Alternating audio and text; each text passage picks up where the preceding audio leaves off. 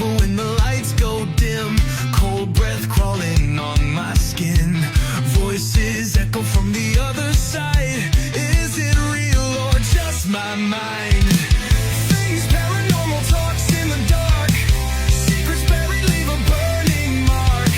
We interview the dead, we debate the unknown. Chasing shadows where the seeds are sown. Fingers tapping on a Ouija board. Broken silence like a shattered chord. Eerie hums in the dead of night. Is it true? Well, hello and good evening. Good evening, everybody. Hello, Well- how are you? Very good. Well, Shane, you start. I will share out in the groups and be quiet for a change. Well, that never happens. No, it doesn't. Well, hello, everybody. We have Chris Mendace in the studio. How are you doing, buddy? I'm good. How about you guys? How are you guys Yeah. doing? We're doing good. Now you're here. No, That's good. I gotta say, the intro is 10 out of 10. Oh, thank you so Awesome much. intro. You make me blush. Good. That's good. That's a good thing. No, thanks. Would you like us to do us a favor and introduce yourself? What do you do? Who are you? And how Yeah, did of you course. start? Sure. So I'm Chris Mendace. I been doing the paranormal, investigating the paranormal for since 2017 now. Pretty much, I've been on a couple different documentaries on ScareNetwork.tv. I'm now part of the Signal Network, which we're working on new projects and just going out and doing different investigations. One of the things that I like to do is basically just do investigations without knowing the locations, then sort of going back and looking into the history of the property to see if that, for whatever reason, matches to the activity that you're actually getting in these locations. And that's something that, like I said, I've been doing for a little while now. Of course, when I first started out, that was not how I was doing it. I was just going out and doing it, learning along the way. But it's still a learning process, as we all know. Oh yes, it is. Definitely is. I thought you wanted to ask something. Man. There implies your question. Well, like you said, you started out like regular investigators, and now you start doing investigations without knowing any history. Can you tell viewers and listeners how you think these buildings are going to be haunted, if they are? Sure. Well, I'll rewind it back a little bit. I'll tell you why I started doing investigations that way.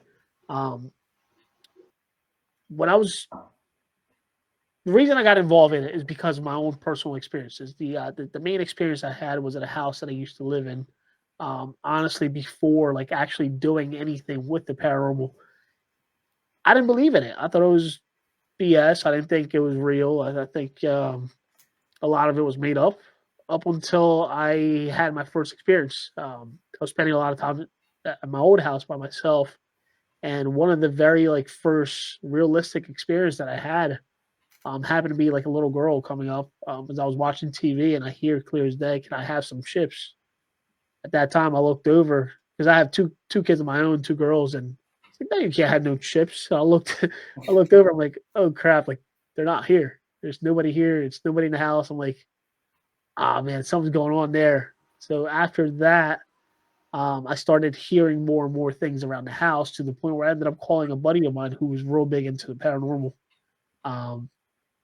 And he started doing an investigation of my old house. And within 20 minutes of setting up for the investigation, he set up several recorders in different locations. It was 5 total recorders. It was the old school Zoom recorders, and the batteries died within 20 minutes on all 5 recorders. So we started switching the batteries out, and I was walking with him. And luckily, we had a camera facing down the hallway, which covered all the rooms. And we had a recorder that we had just changed the batteries to in the living room of the house.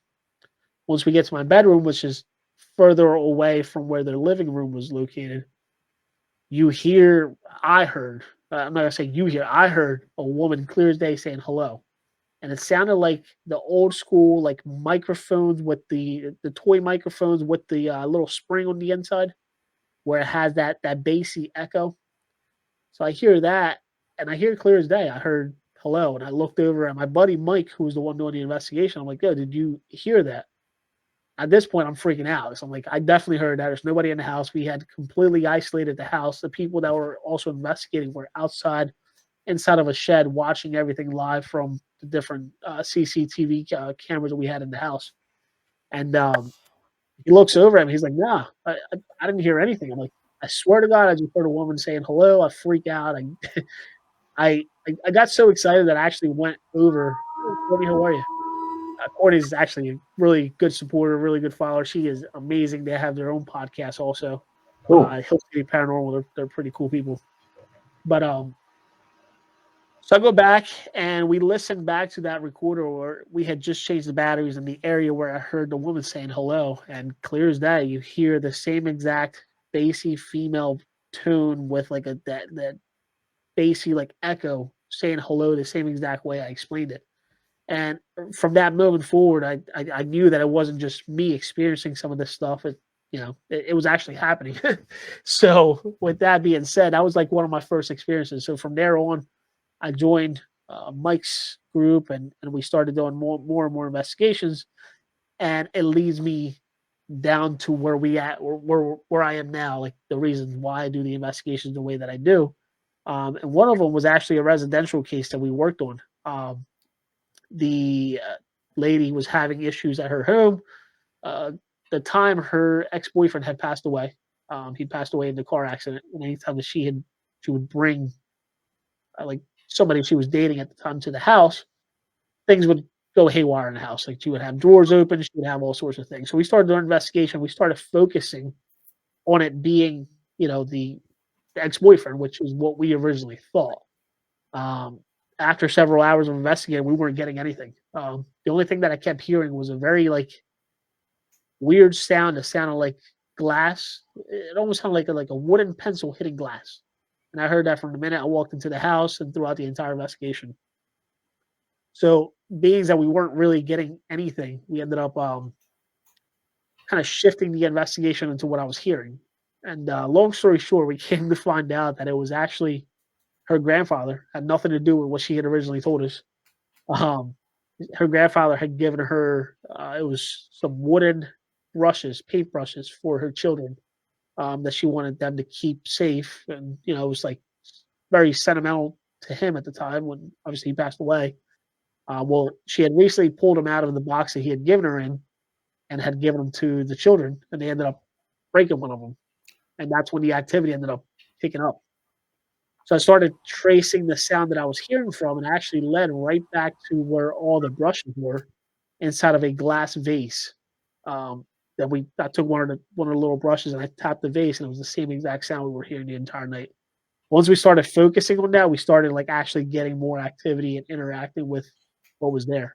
But that's one of the things that actually started shifting my mindset on really not focusing on the information that you have at hand, and just focusing on the location itself and seeing how the location speaks to you, and just focusing on the things that you're getting without really focusing on the knowledge that you already have beforehand.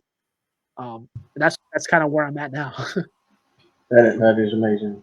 Yeah. Yeah, it makes sense also because people jump into conclusions and sometimes they completely have it at the wrong end and it's something different. Yeah. Yeah, It's interesting. Because it was definitely one of those things that, not really knowing at the time like how to conduct investigations, and I was, like I said, it was a learning curve for me. But it was also a learning curve for the group, since they were doing it a lot longer than I was doing it. But it was one of those things that just clicked, and I'm like, you know what? Let me start trying this. And that's what you don't see a lot of times nowadays. You don't really focus on the who, what, when, where, why. Yeah. A lot of people just focus on who's here. What are you doing? Like, talk to me. No, focus on the possibilities of different things happening. Focus on what you're kind of like seeing and what you're feeling and all of that. Yeah. And I feel like that kind of like leads to a better investigation per se. But like I said, it's a learning curve. I'm still learning. I'm still anybody says they're an expert in this is never really an expert. I don't think No. I'm an expert yet. Mm, Like you said, it's a learning process every single day. Well, like you said, and that's something I find interesting with investigators nowadays. They still go to buildings they know the history of, and they will focus on that history and what happened there, and forget all the things that aren't registered. And so, like you said, who are you? What happened to you? And they continue on. Like, did a fire? If, for instance, if there's a fire in a building, there was a fire there. They will focus on that fire. And like, yeah, but there's more people who could have died there. Why don't focus on that one? So it's very good to do investigations without knowing the history, and then afterwards find out what the history is, and then it copes with the investigation. yeah, Yeah, I like that. It's definitely interesting. And then the more, like I said, the more I started focusing on that, the more I started trying to study like the pareidolia aspect of things. Like, you go in there with that mindset already. So your brain's automatically going to be looking for those responses. You're going to be focusing on those responses, and your brain will play tricks on you. yeah, It'll make you think like, did I hear that? Now your brain's trying to put two and two together. Now you're going to believe that you heard that because that's what you were originally thinking of. You know what I mean? Which, like I said, like, it's just interesting in itself. I can go in a whole black hole about this. I felt a black hole, like literally just looking different possibilities, different ways of trying to understand and trying to bring more credibility to the things that you actually see Yeah, and the experiences that you have. And that was probably one of the best ways that I can think of. But yeah, so that's kind of where we're at. Since then, I've been, like I said, traveling all over, just investigating different locations, and just having. As of recently, I've had some really good captures, and I'll tell you what, there's for as good of the amounts of captures that I have an equal amounts of no captures, of no activity, no. Literally, like there's times where I've gone to a location, investigated. It just happened this past time. I went to 3 different locations to film for the Signal Network, and 1 out of the 3 locations was extremely active. The second one we didn't really get anything, and then the second one we had like maybe 1 or 2 things happen, uh, but that's always fun to me. When I don't get anything, I actually get excited because you're doing the right thing. Like you're like not focusing and looking at everything, trying to find like an explanation for everything that you see. yeah, Which I think is neat. yeah, it is. And it's my favorite way to do investigations. I jump in completely blank, don't know the history, don't want to hear complaints from the people who live in a building. I don't want to know. I just don't want to know. Because you are so much more open to more possibilities and you have more focus on the normal things. Is it the plumbing? Is it electricity? Is it the wood floor? And I'm in my head, I'm always debunking. Can I do this? Can I do that? Can I recreate yeah, it? yeah. Yeah, I'm a mad woman investigating with me and Well, Shay. trust Yeah, me, she'll jump off a chair, stairs to find out if it's dead or something. yeah, Yeah, She'll jump listen. right in front of the camera like, ah, it's funny. Has there been a time where you guys have actually like been scared at a location that you've investigated, or have actually like made you run or like scream or? No, I made myself scream. I don't know if that counts. I What was I about you, was in man? a I was in a forest outside investigation, and I stepped back and I scared myself by stepping on the branch, and the branch grabbed my ankle. That scared the living shit out of me, and I was like, what the fuck was that? I looked Yeah, down. I was like, oh, it's a branch. God damn it. that's hilarious. Yeah, I've actually I ran twice. I've You actually did? physically ran. Yeah, actually the second time was actually pretty funny. I ended up pushing a friend of mine over, kind of hopped over and took off. Once I realized, I'm like, oh man, I left her behind. I had to do the walk of shame and go back to her and be like, hey, I'm sorry, you okay? What made you run? What made you? Uh, What yeah, it's a happened? funny. It's kind of funny, but not funny. So we were doing West Virginia State Penitentiary in West Virginia, and there was probably six of us, and we're walking through a dark hallway. We were getting ready to go to the cafeteria portion of the penitentiary, and there was a split right as you're going to the cafeteria, and me and this lady started hearing what we thought was whispers coming from the split. So if you kept going straight, you would have ended up at the cafeteria. But the one area was the area where we were hearing the whispers and the very faint talking. So we ended up following it, not realizing that we completely split off from the group. Now the group had kept walking towards the cafeteria area. We were still making our way to the voices, and we get to a certain area where like it's pitch black in there, so I really couldn't see. I was just looking through the night vision camera in my hand, and I all I can remember is actually like stepping on the floor. It's like a little kind of like a hump, like as it slightly goes up, like the floor slightly goes up, and as soon as my feet hit the hump, I actually stopped because the voices stopped. So we're sitting here like now trying to kind of gather ourselves and try to figure out like where we're at. And within seconds, I hear like a very close whisper to my ears, just saying "Hey," followed by a cell door closing as hard as it could. And I don't know if you're familiar with those old penitentiaries; they're empty. The hallways are very empty. Once you hear that sound of a metal like clashing, it just echoes throughout the entire area. Yeah. Well, the "Hey" followed by the door closing definitely startled me. Pushed her out of the way, and I was out. I was gone. I left. I was it. That was a little too much at that time. And then followed by a whole bunch of other things that happened afterwards. But it was fun. But I definitely made me run. It's pretty funny. That will probably make me run. Yeah, Yeah, yeah. It was there are it was two options: you freeze or you run. Yep. You can't fight because there's nothing, there's nobody. So, yeah yeah. There's no fight or flight with ghosts. Nope. There's only flight. no, you're losing, you're losing. That's great.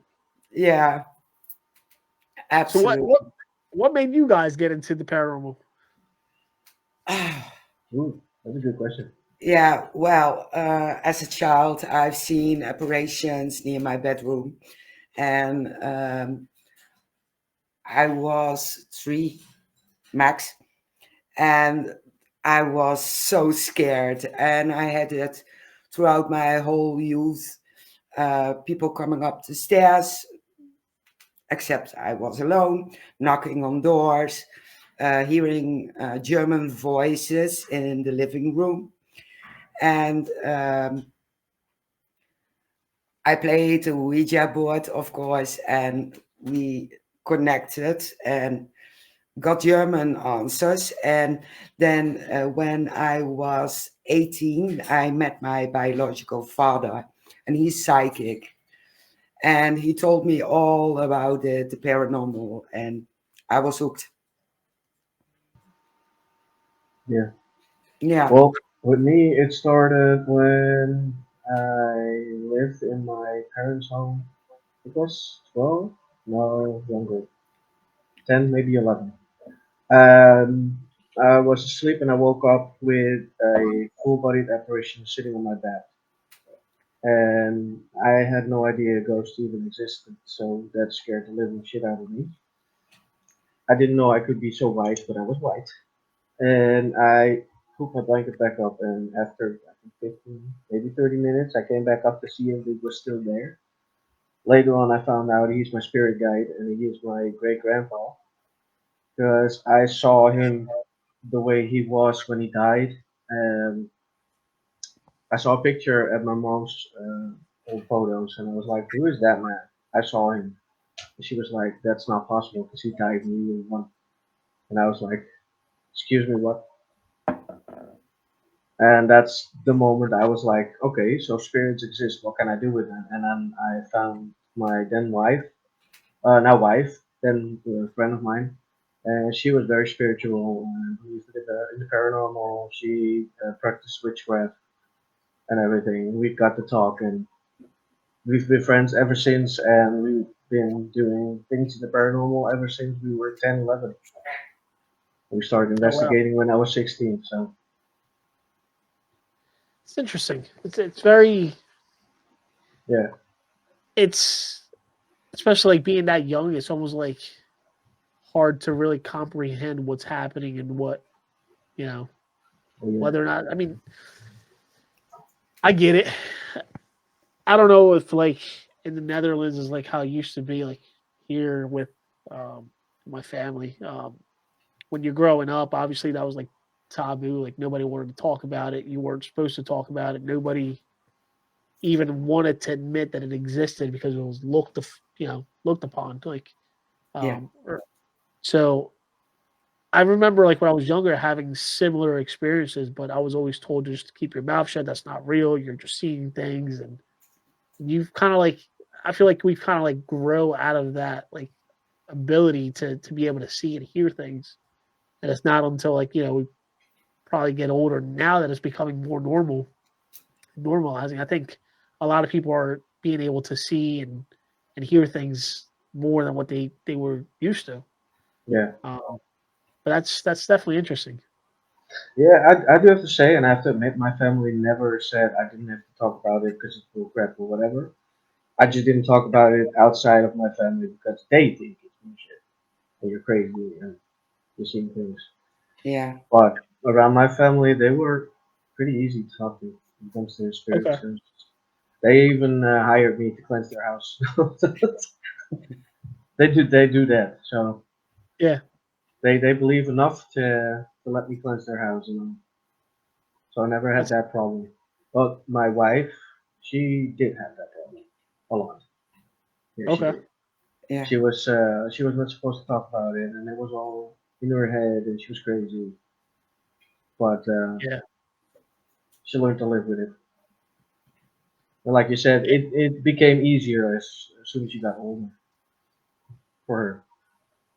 Yeah. Especially when you come around other people that are actually doing it and you feel more Yep. comfortable talking about it. It actually opens you up a lot more, and then you start thinking, and you're like, oh man, um, I'm talking to you guys, reading some of the comments. I have Courtney here saying, "Chris, I'm pulling your cop credit." It's kind of funny. Um, but yeah, the more like I said, the more you do it, and the more people you meet that actually have the similar experiences, will actually allow you to open up more about it. And in terms, I feel like it does open you up in a way to be able to kind of mesh more with it. Yeah. Yeah. It's actually one of the questions I put out recently was, do you believe that by doing paranormal investigations, does that like make you more susceptible to actually seeing it, hearing it, and connecting with it? Um, which a lot of people don't think about it, but I feel like the more I've done this, the more connected I am with like the supernatural realm, like the more activity and experiences I experience. Yeah. Um, but I mean, what do you guys think? Do you think that's something that it's a possibility, or is that something like maybe it was just in our heads that we're, you know what I mean? No, I do think that's a possibility. Although I do have to say, because there's some investigators that are very skeptical, and they will never be open for that, even if they do 1,000 investigations. As long as they are skeptic and don't believe, even if it's right in front of their noses, Yeah. they're not going to be open for it. But like us, we are open to it. I think it will eventually work out to be more open as long as you keep on investigating. I think the more you investigate, the more you become sensitive for other energies, and you will be able to filter the feelings you get. Um, is it a breeze? Is it energy? Is it static? So you learn more, and you get to be more aware of your own senses, of your own body, um, all that kind of stuff. And the first time, it's nothing like that. But if I go in a building and it's highly charged, I get nausea and sometimes even sick. And I didn't have it in the first investigations I have. And I have to step back and go in again, and then 9 out of 10 times it's okay. But I had also in a location here in the Netherlands, I get the taste of how do you call it? Ether. Uh, it's some kind of Sulfur. hmm? Sulfur. No, it's not Not sulfur. sulfur. Ether. They called it ether, and they use it for minor operations. And I got that taste in my mouth, and my head kept spinning. I had to get out, get in, get out, get in, and it kept coming back.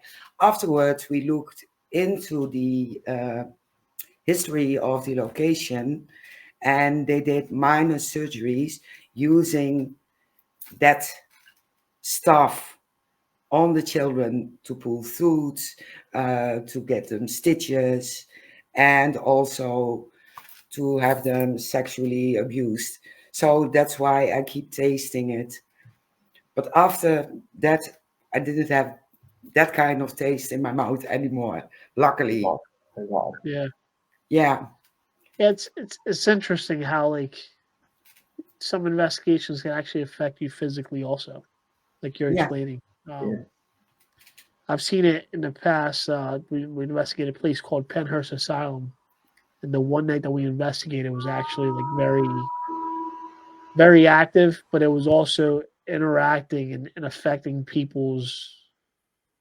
Uh, it was affecting everybody physically. Like the one guy, same thing, felt sick. We had a female that at one point we had to close the entire section off. Ended up affecting her to where, like, in my opinion, I think she was jumped. Like something jumped into her body. It was like kind of interfering with the things that she was doing to the point where we had to pull everybody out of the building and actually close the building off. And that's what we're doing. So she actually collapsed as soon as she broke the threshold from the building to the exterior of the building. It still had the spirit box running. It actually came through saying "F you" with her name at the same exact moment she collapsed, which was interesting. But it was one of those things that she was part of the staff and she worked there part time, and for whatever reason, she became very attached to that location, that Hmm. specific building in itself, and you can definitely see the difference from being outside of the building to being inside of the building, like the way it interacted with her and affected her physically and mentally, which was interesting. Very, it's very odd to see like the different interactions like with people's psychological abilities when they go into a location and come out of it. Um, but I see it doing the paranormal and I see it on my normal job on a daily basis. So it it plays a lot into it. Yeah.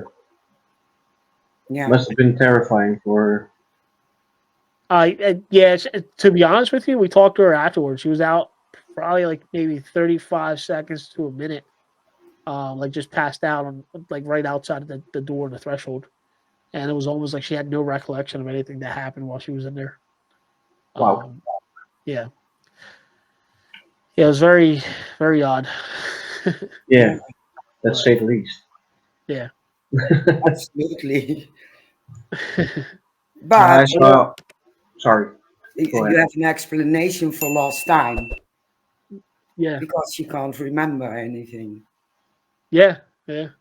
Yeah. Ah, my boy Sean. There you go. He said, what's my next big investigation? As of right now, I don't think have one set up. It's supposed to be actually at the beginning of next year. We're supposed to be doing something together, but as of right now, I kind of shut everything off up until the beginning of the year. So I got a lot of videos to catch up on, to edit and get them all out.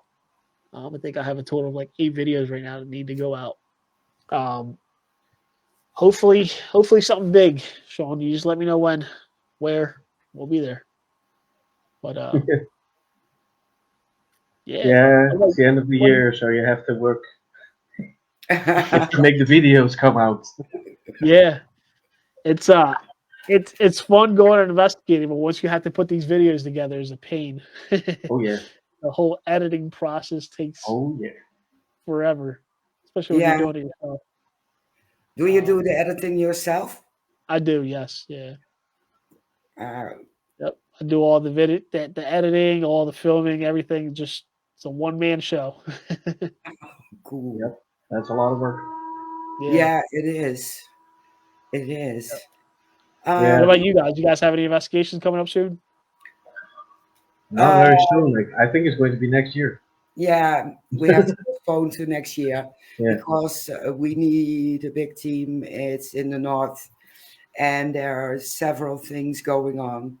Animal mutilation, I think, and also activity in the home. And it's not a location to go on your own or just the two of us. So we're trying to reach out to a few investigators and to Yeah. go there with a group. So, and maybe residential might be put in between now and the end of the year, but we have to see. Yeah. That's awesome. So you guys actually have to deal with like animal mutilation. Like, do you consider that like a paranormal case, or would you consider that more like a UFO like type of Um, I'm extraterrestrial? I'm pretty skeptic.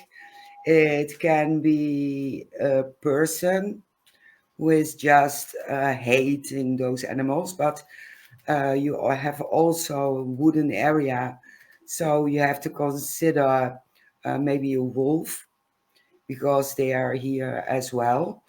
Um, Wild cats. So there are so many options. So I don't think it has anything to do with UFOs No. because I didn't hear anything about sightings in the area over there. So I might skip that as well.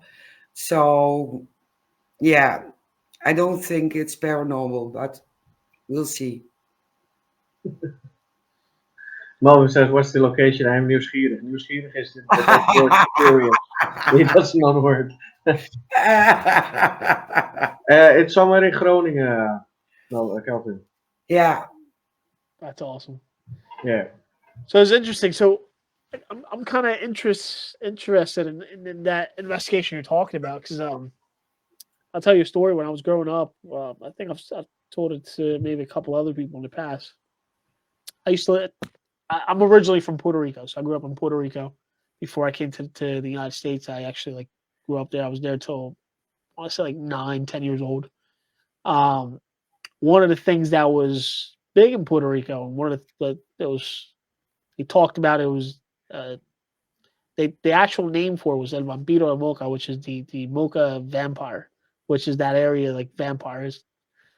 The reason they called it that is because there was a lot of animal mutilation around that time. Like we lived in a very like highly populated farm area, and a lot of us had goats, sheep's, chickens, pigs, and for a period of time there was a lot of chickens that were being found that were mutilated, but they considered a mutilation as in the blood completely being sucked out of the chicken and it would leave like two actual holes near the neck area. And I remember being younger and actually going to one of the farms nearby, like where we lived, and physically seeing over 70 to 80 chickens, could be even upwards to 100, just laid out by the farmer overnight, showing like the two holes and the blood that was completely like drained from the chickens.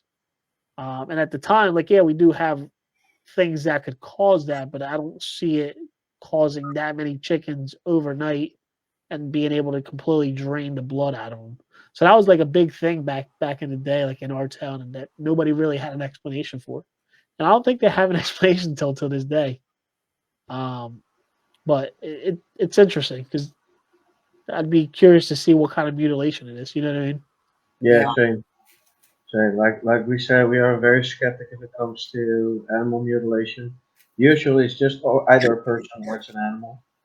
Um, that kind of mythical being that you just described, we don't have that here in the Netherlands. So if Yeah, we do have it, if we find out, I will have to call you because we have something going on then.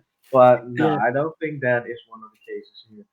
yeah. But we will keep in touch if it comes to that because Yeah, definitely. It'd be interesting. I can actually yeah, probably look up some of the articles from back in the day and actually be able to pull it up and send it to you guys. See if you guys need it. That way, you if have something to if you reference would if it like to does. send that, I would Yeah, very much appreciate it because I really dig into that kind of history. Yeah. yeah. I think it's very interesting. And I know for a while, like in the area that we used to live in, there was a lot of military programs that they had at the time, which they were like experimenting with different types of animals and things like that, um, which caused like an outbreak of monkeys in the area. Like some monkeys got loose, and now there's monkeys all over Puerto Rico. But that's where it originally started from, like those Yeah. experiments that they were doing with different types of animals and things of that nature. Um, but yeah, I'll send you some articles when I can definitely, I guarantee you I can definitely find articles from like back in that day. That'd be cool. Because I remember, like I'm telling you, like I remember clear as day sitting there, like actually the newspapers coming out and taking pictures of all the chickens that were laid out in the farm, like, as the farmer was showing them, and everybody just thought he was making things up, and but was he? I don't know. But at the same time, there were chickens that were dead with no blood on them overnight. Like unless he actually sat there and like drained every single blood out of the chicken, it's I don't I till this day I don't see how that was even possible. Don't Yeah. think. No, no, I don't think so. You would have found something Yeah, of Ex- evidence. yeah. Definitely. Yeah. yeah, Puerto Rico, don't they have chupacabra over there? they do. So Yeah. first, like that was the initial like thought and origin behind the whole thing, but it was a lot of the claims with like the chupacabra usually were like actual mutilations where the animals would be destroyed and ripped to pieces, and that's what they would find. But with this itself, it was more of just like a vampire type of attack where it was actually just draining the blood from the animal and just leaving them like drained, which was interesting. Like I said, I mean, I don't know if the story itself is more interesting to me only because I was actually able to witness the animals that were drained from it. You know what I mean? But then again, I was younger, so maybe in my head it was a lot worse than what it is. But they, like I said, it went around for quite some time. Like that was like the big old new chupacabra style of that whole Puerto Rico section. Um, Actually, let me see if I can find it. Maybe I can share it with you if I can find it real fast. Should be able to. Yeah, let Yeah. me see. I'm typing it in right now. I'll tell you.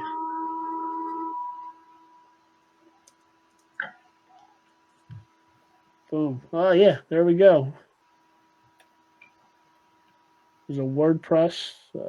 Yeah, if it goes back to the '90s. Let me see if I can post a link here so everybody can look at. Let me know if it come up. Yeah. Yep. Came.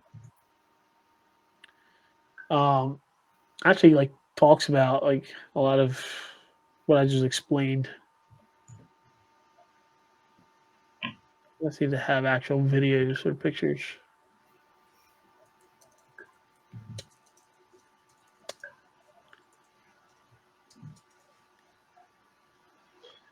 Yeah, like I said, I like reading about um, beings from a Latin world, Celtic, you name it. I find it interesting Yeah, because I was born in the wrong country. I know for sure Yeah, me because too. here we have nothing, or at really? least we have a couple of things which I do not find very interesting because I'm like, right, that's it. And then I read something from Puerto Rico or from the Ireland, Scotland, you name it, and I'm reading Yeah. like, oh my, why don't we have that? I want that too. See, That's I was born in the wrong country. Keep yeah, saying Yeah, it makes you think, but then you get excited because now you want to go there and try to experience, like, you know what I yeah, mean? yep. yep, That's kind of that's kind of where I'm at. I've always wanted to go to Ireland to be able to go to, like, to try to do an investigation at a castle, any castle. I don't care what castle it is, as long as it's a castle. Like one of my bucket list things to do. yeah. I have the same problem. I'm still waiting for the lottery to fall. Yeah, Yeah, but they have beautiful castles in Germany as Oh well. yeah, they do. Yeah, and they are huge.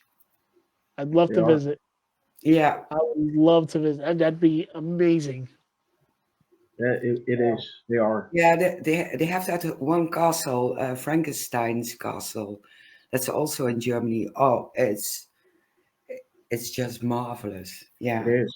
I have to look up which one it is, but I know the castle. And yeah, Yeah, it's big.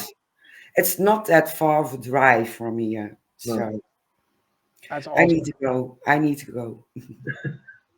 it's a road That'd trip be for next year. yeah, that'd be a next year bucket list. I have a huge bucket list. Oh yeah. Talking about bucket lists, what's yours? Oof. I think right now my top three bucket lists are two out of the three are in. Actually, no, all three are in California. One of them is the Winchester Mansion. Always wanted to Yeah, investigate that. Um, the theories and everything behind that mansion just screams supernatural to me. So it just makes me want to, like, go there as much as I can. Um, the second one is Alcatraz, the prison. Always yes, want to investigate that as well. Like, obviously, there's a lot of history behind that location, especially with those three inmates that, yeah, try to escape. They still can't tell whether or not they did escape or didn't escape or if they even made it out. Um, and then the third one is uh, Alcatraz, Winchester. Jeez, I just had it at the top of my head. Um, Definitely in California. Dang, I just went away. new Yeah, spots, that new we'll do spots. with those two, but those the third one, dang, I can't even remember. It will come back to Ooh, you. yeah, brain just. uh, but yeah, those are, at least those two are like my number one, like, once to go. Yeah, Yeah. Um, Yeah, but my bucket list is too long for America. I have to stay at least 3 months. what is it? I have to stay in America for at least 3 months if I want Oh to do yeah, my bucket list over there. yeah, There's too much buildings there that I want yeah, to go to. there's plenty. Listen, I live on in New Jersey is where I'm at, and everything just seems far for me to actually go investigate. But there's a lot of locations like near me that are actually interesting. I have a place called Fort Delaware. It's Fort Delaware. The second name for it is Pea Patch Island. It literally sits in the middle of the Delaware River. It sits in the middle of the river. It's a little island. It's a fort. So they used it back in World War II. I believe it was World War II. yeah, Um, and that place is active. The only way to get there is with a boat. You get there, and we investigated it twice. Um, and you'll see and hear some stuff. The most craziest thing I think I've ever seen there was my first. I wouldn't even say full body apparition. 'Cause it wasn't a full body apparition, but it was actually like a visible, like, apparition you can see with your naked eye. Like we ended up seeing what looked like a soldier's foot with his boot, and you can see his uniform, like the stripe on his uniform pants, coming down as he was like taking a step. And it was like misty. It had just rained that day, so there was some little fog outside, so it made it even creepier. But it was me and the guy that was running the whole paranormal investigation, and we ended up seeing it, and we both looked at each other. I was like, "Nah, we didn't see that. Like, there's just no way, no way we saw that." We both described the same thing. So till this day, I mean, I still never forget that whole moment. Nobody else was there to see it other than just me and him. There was no cameras or nothing, so you can't really, there's no evidence to back it up. But I know what I saw. He knows exactly what he saw. So Yeah. I'll never forget that spot. It's definitely cool. Yeah, that's something I hate. I love it, but I hate it at the same time. The personal experience. I love it, Yes. but I can't Yes. prove anything. Yep. Yep. So I'll tell you what. I invested in one of those 360 cameras, and so far that thing has come in handy. I The still have most to get recent, some. I have to yeah, get one. yeah, the most recent investigation I did, I actually got lucky. To be honest with you, it was it's called the Convent Tattoo Shop and Studio, and it's actually not far from my house. The owner there, Sophia, she's really cool. Lets me investigate whenever I want to go there. So I reached out to her. I was like, "Hey, listen, like, what are you doing today? Let me go out there and investigate." She was fine with it. We started doing our investigation. I have a little light. It's called an O light. It's a little circle, like the kind of like brightens up the entire room with like a very low light, just enough for the 360 camera to actually see the whole room, which is perfect. So I set the light next to the camera, and right towards the end of the night, I went up there to make sure the battery was still good on it, that it was still recording. So I go to reach for the light, and as I'm reaching for the light, I get very close to it, and the entire light just slides across on the wood portion of where it was sitting on. And as it slid across, uh, you can see me on the camera because you can pan and tilt the camera all over wherever you want to look at. I was like, that just didn't happen. Like I was in disbelief that it happened. Like I couldn't believe it. So thank God there was somebody else there next to me that saw it happen. They're like, oh, like that light just slid across. I'm like, yeah, that's what I thought. And sure enough, I went back to the camera. I was able to like tilt the camera down to where it actually captured the light, and you see it clear as day sliding across. Wow. After I showed it to Sophia, she actually reminded me that she had a camera facing, like a security camera facing the same area where my camera was facing. So it captured the other angle of the light just sliding across as I Wow. was reaching for it. Coolest thing, like probably one of the coolest things I think I've ever experienced. That It is was definitely neat. Amazing. Yep. um, But she has, so that I don't know if you guys are familiar with that tattoo shop, but that tattoo shop has been on Ghost Hunters. Uh, yeah, I think I've seen it on one or two shows. If I Yeah. didn't fall asleep, just to be honest. Yeah. So ever since she was on the show, they a lot of people started reaching out to her and sending her all sorts of different haunted artifacts and objects, and she gets new boxes every day of just different haunted objects Yeah, coming in. So much so that she ended up making a whole museum in her basement of just all these like haunted objects, and the museum is not even big enough to hold everything. It still like lingers around the entire tattoo shop, and there's 3 stories. Um, that's so cool. wow. there's, That's so cool. yeah, there's just so many things there. It's definitely a neat spot. It's definitely cool. Yeah, Um, isn't that the tattoo shop, which the main building is built from two different houses? yes, yeah, yep. Yep. There was two separate. It was like an addition. Like the one was originally there, and then they ended up getting the other section from another house down the road. Yeah. They ended up bringing it there and combining both together, Yeah. which was neat. Definitely cool.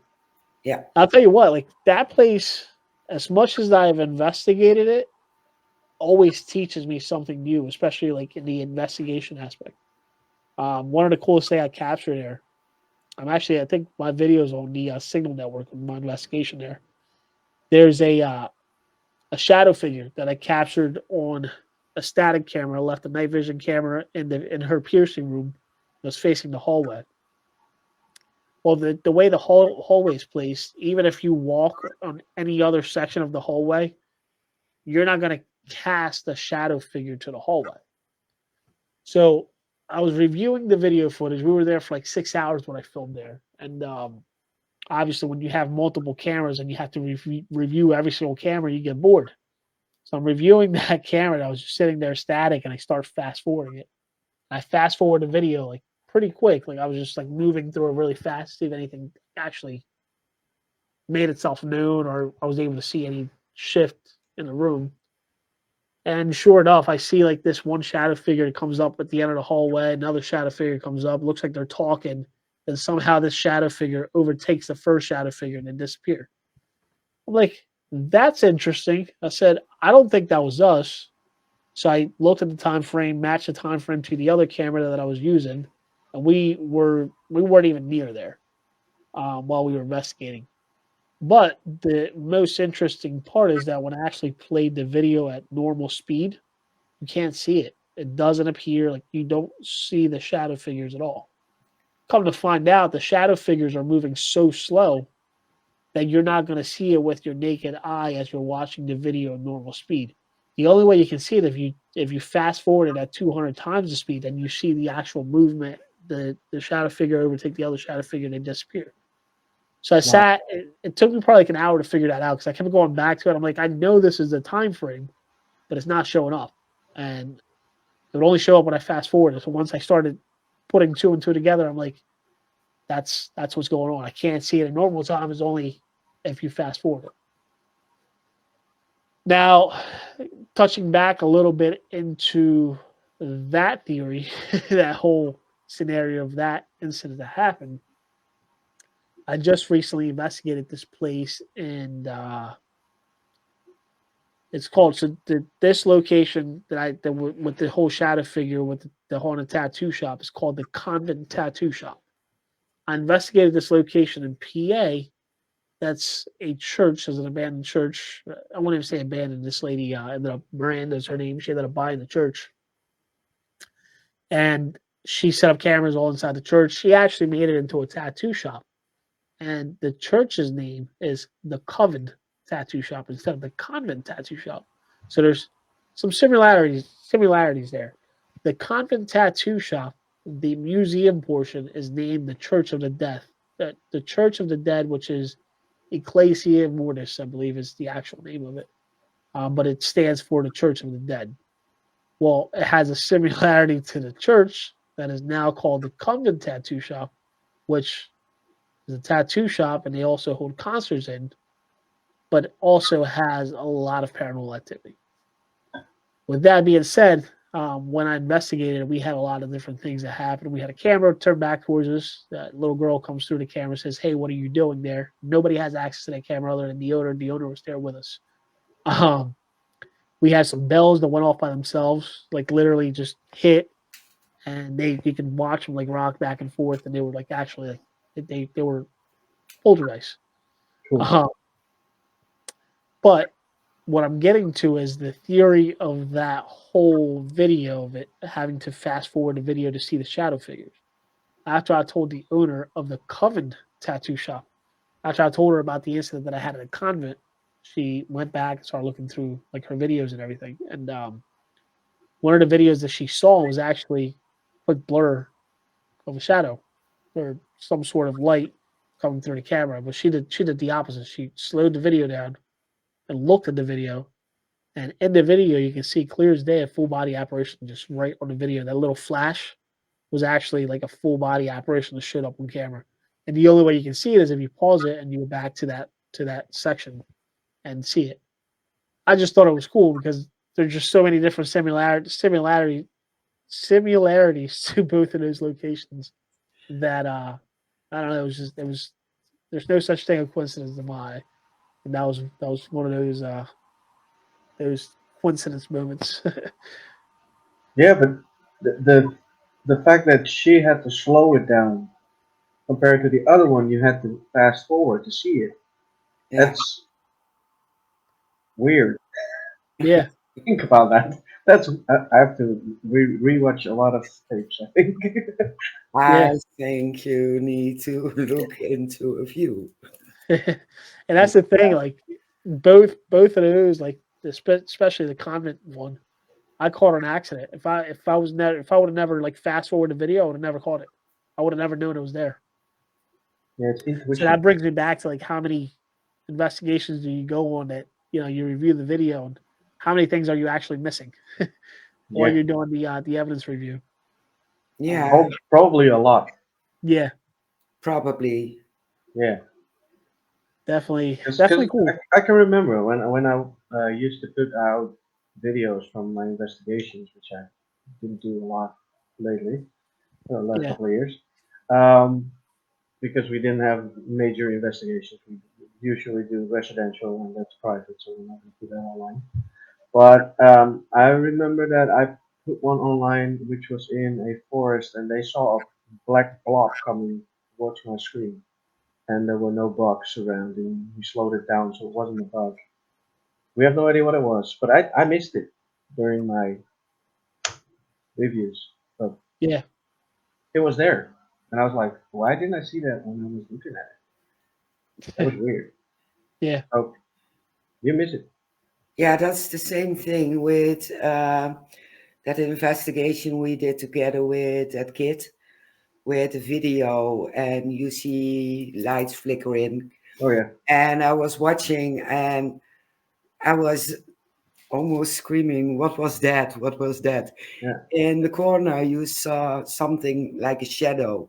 So I thought it was his finger, his hand, a strap from the camera.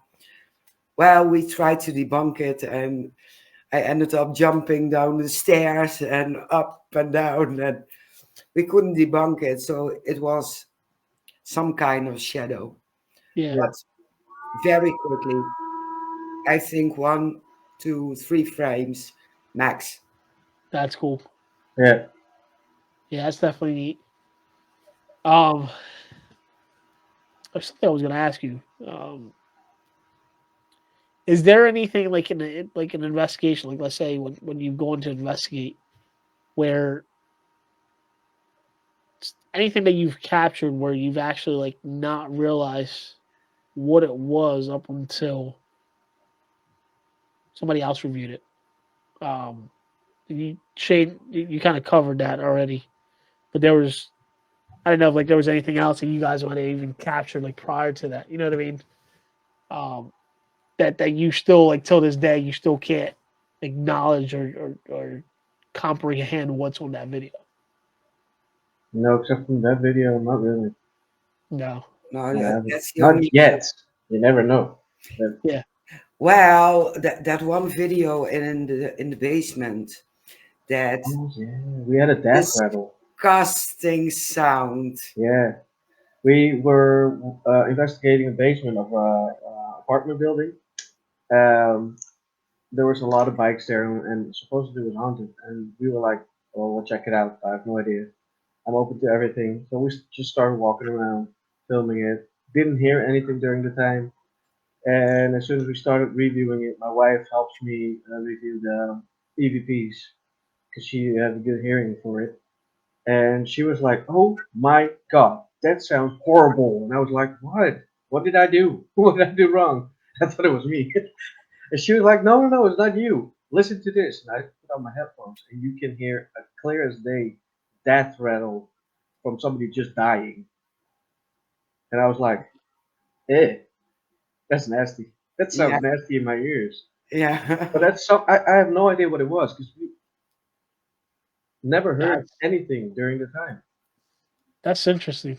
That's cool. And as far as we know, nobody died there. no, outside. Yeah. Yeah, outside, but Yeah, outside, not not in in the the apartment building. building. No. No. Well, have So you looked into the property of the building at all? Like to the history of the Yeah, property. Yeah, yeah. we have problems there because that's the Netherlands. We do not document a lot. And So if it's there's, documented, they destroy it. yeah, But I could find some articles. There was a guy stabbed in front of the building, yeah. and he died afterwards in the hospital. So that couldn't explain the sound. And there was a disaster with Huh. fireworks in the area. And if you hear loud banging, okay, we can explain it. And if you hear screaming, we can explain it. But not that disgusting, that rattling sound. Yeah. I couldn't explain it. No, No. And I That's not always with the say, I history. always say, if Mary doesn't find the history about that building, it's non-existent. Yeah, yeah, it is. It is. I live in Arnhem, and the city is well known from a bridge too far. I live on war zone, so I can find out anything. And we went to a location, and we had clear contact with two children. And during the investigation, I kept on repeating, it's not possible, it's not possible. It can't be, it can't be. There weren't any children here, not even during the war. They went outside the city. It can't be. So I kept on searching archives, and I found one article. It was the back entrance of uh, orphanage. That's where we had the investigation. oh So wow. the kids were correct. It took me 4 years to find out eventually. Just one article. They changed Wow. they changed the settings in the area. So they split up everything, and the back area of the building became a new building with a house on top, a shop downstairs. So that's what was the only mention of the orphanage on that place. Oh wow. Yeah, That's interesting because it's funny you have the kid story yeah, going back to Penhurst Asylum. In Penhurst, we were investigating. It was the same night where like everything was happening and the whole like vibe of the place was crazy per se, like the easiest word to say. um, I was investigating in one area of the one building, and we started hearing what sounded like it was kids. But Penhurst Asylum has like a metal mesh in between the steps, so that mesh, which was almost like a fence, that used to keep people from jumping over the steps back in the day. Well, come to find out, we hear what we thought was kids. We heard like little kids giggling, and it was like they were like laughing and playing with each other. That day it had rained, and there was about like maybe half an inch of water in the basement portion of it because it leaked. Well, we hear like kids, what sounds like kids coming up the steps, running up the steps with a tin can, rubbing it on the metal mesh as they were like giggling. And I looked over at Paul, was the guy that was with me at the time. I looked over at him like, "You hear that?" He's like, "Yeah." So we ended up taking off, and we ran towards where we thought we heard it. And sure enough, we ended up finding little kids' barefoot footprints, wet footprints on the floor, on the dirt that was already built onto the actual floor, coming up the steps. I have a picture of that still to this day. Um, but there were barefoot little kids' footprints. Then we started looking back into it, and we learned that there were kids that were kept there back in the day. So a lot of kids that had that had some like developmental like disabilities that weren't quite all there back during that time frame. That was also looked down upon for families that have children with like mental disabilities. So a lot of times when they did, they brought them to this facility and left them there, like, and then they would just leave them there just for the facility to take care of them. And it's kind of sad because they essentially would just abandon their kids to this facility. And yeah, that same location where we heard it, it's actually where they used to keep the kids, which it's cool that you had that experience because it kind of like shows that there's some sort of pattern there. Like, I don't know, that kind of history always kind of like comes back and repeats itself even when it's not there. Yeah, Um, Yeah, but it's cool. it I is. want to it see if I is. still see if I still have that picture. I don't know if I can send it to you guys. That'd be cool. Let me take a look here. I think I have it on my phone somewhere. As a matter of fact, I still do. Let me send. I go on Facebook from here. I can.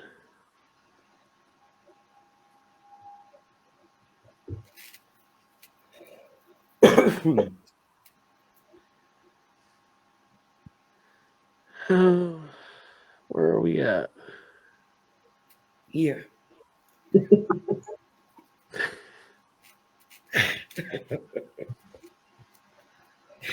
Well, let me take.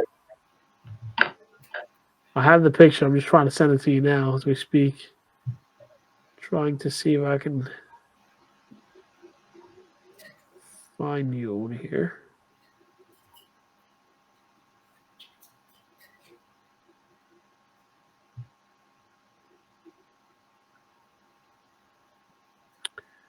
Not coming up. Let's see.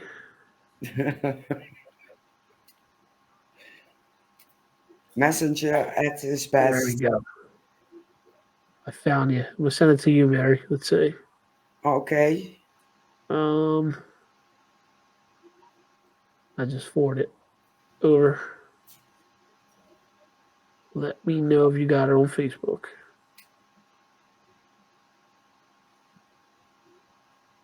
Nope. Keep Facebook Messenger. Yeah, I'm in Messenger, but I didn't get it.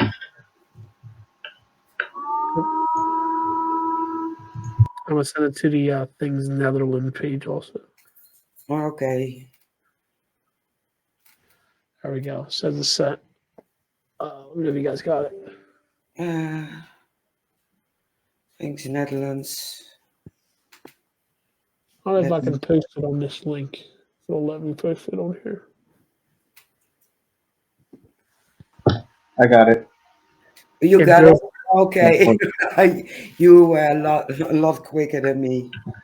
I can find it a lot quickly. Do you mind us showing it, Chris? No, go ahead, go for it. All right. Um, Share screen. this was Hey, actually like this was neat only because of honestly, like I've never really captured um, what appeared to be like an actual footprint. There wasn't one. There was multiple footprints. If Yeah, you you look can through there, right yes. that's here, there, yeah, there. Yeah. that's my foot in comparison to those footprints. So you can see the difference. Yeah, it's a child. Definitely. Yeah, Oh, it's amazing. And That you is can cool. even see the toes. Yeah, yeah, it's right here. you Yeah. can see those. Hmm, It was definitely probably like one of the coolest captures I think I've ever really gotten. that is Um, amazing. yeah, and this came followed by like hearing the children coming up the steps, and sure enough, the footprints kind of tracked back to the way that we thought we heard it. Yeah, Um, but cool. definitely, That was really cool. yeah. Absolutely. Where we go? Ah, there we go. And Love you it. can't like Walking screen. I tried to debunk that as much as I could, and I couldn't debunk it. Like there's no kids there with the investigation. No, It was especially not barefoot. right, especially that building. That building was pretty old and kind of dilapidated. So, but Yeah, that's a yeah, hard one to explain. But that's cool. It yeah, is. definitely cool. Love it. Love it. You're making me jealous. A bit. But I love evidence like this. Oh yeah. Let me think. Everyone has its favorite equipment to use during investigations. I'm sure you have them too. I heard you about the 360. But what equipment would you never, ever use? Would never use. Never use. Oof, that's a good one. Um, Honestly, I would try everything once. But one of the equipments I'm really not a fan of is the Ovilus, to be honest with you, because there's just so many ways that it can be debunked. There's no actual possibility of being able to positively say 100% this was paranormal and not picked out of the library that it actually has built in. Um, that's honestly one of the equipments that I probably would never use. Because like I said, there's just so many variables um, leading up to it that doesn't give you that 100% answer of whether or not it was paranormal. Yeah, The only time I would ever honestly use it if I'm along with any other equipment, if I'm using it alongside of something else that can kind of match the response or give you that what's the word I'm looking for? Give you that reliability of that actual device saying something that's paranormal related. You know yeah, what I mean? Like, yeah, um, Some sort of a validation. I mean, yeah, right. The validation. Yeah, that's kind of the word I was looking for. Um, yeah, as long as you have some sort of validation, and that goes along with any device too. Like any device that you use, you always want to have a second device alongside of it or something like that that can kind of validate what one's doing. yeah, yeah. Um, but what about you guys? Uh, something I never use. I think that's it's going to be the ghost tube. SLS. Yeah, SLS. That's a good one. as You less always maps use, everything. yeah, and yeah, some apps. But I've seen some videos use Ghost Tube, and well, the responses were interesting. Yeah, but that's something like you said, SLS. I wouldn't use it as long as it's moving. I would use it to put it in a room, completely empty, no furniture, nothing. Set it there, see if there's no capture of images or whatever, because it's always trying to map something. But I will believe it as soon as it's in the room for an hour. It mapped nothing, and all of a sudden something's there after an hour or so. Then I would start to believe it. But like I said, SLS tries to map everything. So if he finds a dot, he will automatically put a picture in there. That's interesting. It's funny you say that because that's one of the things that I've always like done too. I've tried to look at different equipments and how they work. Like I always try to get into like the nitty gritty of like how does this work? Why does it do what it does? Yeah, Yeah, Um, and the SLS, I don't know, a lot of people don't realize, but the SLS is actually designed to look for specific points to create that stick body or the stick figure. Um, and it's mainly more meant to be used as a stationary device other than a mobile device. A yeah, lot of people walk around with it and they're like, oh man, look what I captured here, look what I captured there. But you don't realize that device is actually looking for these different points and actually trying to create something out of those points that it's looking at. And yeah, anything such as the reflection from like a window, reflection from a glass, reflection from the actual like finish of a furniture would cause that false positive. Um, which is why like I'm with you there, Shane. Like if I ever use an SLS, I would use it stationary, and it yeah, has to be in a room for a good amount of time without getting any false positives. exactly. yeah, And that includes people being in that same room. Just leave it there. Put a Yep, camera on there and just go. yep. Yeah, I've owned and made several of my own. And the only time I ever really had a really good experience was at a location in Pennsylvania. We actually left it. It was the location was from the 1800s. We left it in the hallway by itself while nobody was up there. Probably for a good, I think it was close to 6 hours. And in the middle, like right around like 3 hour mark, you see this weird anomaly captured. It doesn't pick it up as a stick figure, but you can actually see the anomaly captured through a hallway, making its way to the camera. And I had it on a tripod at the time. It actually bumped into the tripod, and you actually see the SLS moving back and forth as if it was almost getting ready to fall. Wow. But that was, yeah, I think that's probably the only one, the only good evidence I've ever gotten with an SLS camera. Yeah, it's hard to get. Yeah, it is. Yeah, yeah. I think honestly that the best way to investigate that I've found, at least for me, is typical camera and a recorder. I mean, you can't you can't go wrong with that. Nope. Back to You, basic. yep. Yeah. You validate yourself with it. One of the other devices that I would use, obviously with another device, would be a millimeter, Oh only yeah. because you have like a multiple way of gathering the information. Now, what I am looking for, and I really want to start using, which I can't find one anymore, is the EDIs. The EDIs are it's the EDI. I think is a good tool to have because it actually records, any vibration, any temperature in the room, anything that Yeah. triggers it. And that's kind of like what I've been wanting to get more into is more of the scientific aspect of the investigations, like what causes the activity. Yeah. What's Yeah. that temperature like? What's the atmosphere like at that time when the activity is happening? Yeah. That I do believe that the atmosphere and the weather and pretty much whatever that time when you get that activity, like that whole scenario it has to be based on something, and there's something there that's actually triggering that activity. What that is, I don't know, and I like to find out. Yeah. Yeah. Yeah, Yeah. We are about the same. yeah, Yeah. What's changing in the environment, uh, even in molecules, temperature, uh, everything what we can measure, we try to measure. yeah. Yeah. Yep.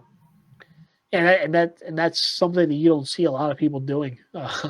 Everybody just goes there, investigates, get their content for TikTok, YouTube, and all that, and they leave on Yeah. to the next. You know what I mean? But That's what we call paratainment. exactly. It's very interesting to watch, but But it's also fun to do. yeah.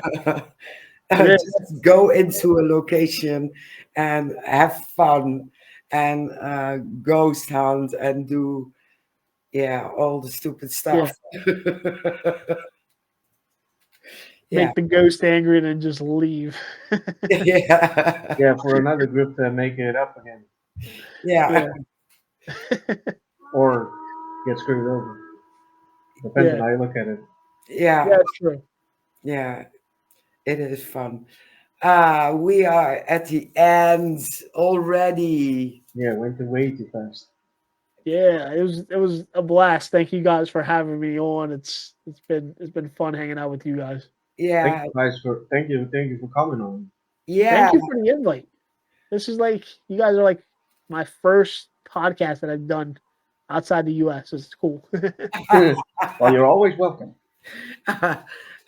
Yeah, if you have a few fun documentaries and you want to talk about it and amazing captures, just let me know. We are following you on TikTok, Awesome. so I see it pass by.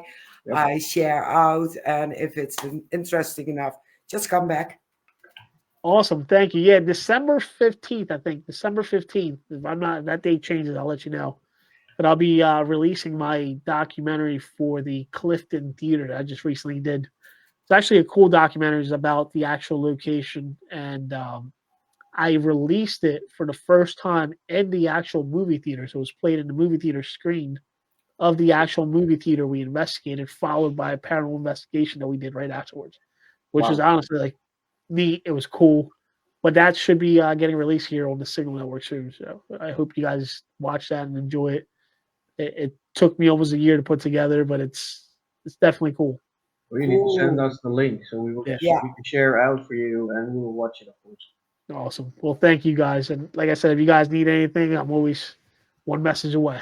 Yeah, well, we will keep in touch about the case we will have in the future, in the Yeah. near future, with the Abs- animal mutilation, because now I want to know, of course. I And got you.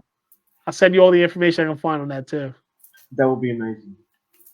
Thank you. Thank you. Thank you guys Well, for having me on. it's a blast. I will drop you in the back and talk to you in a minute. We will close off and